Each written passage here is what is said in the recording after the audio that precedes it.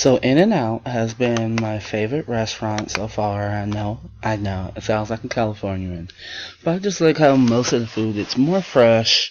The produce tastes better. The fries have better quantity, and it's not that expensive. It's pretty reasonable. I really um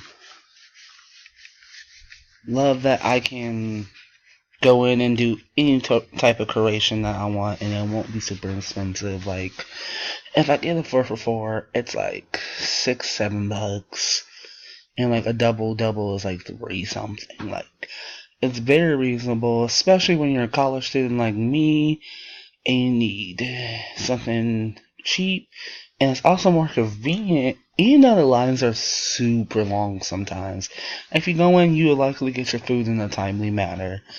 But I love, like, as college students, you don't have a lot of money, so it's like, okay, great. You can go there, get a double double for like $3, and enjoy it. And it's actually good quality, good tasting food.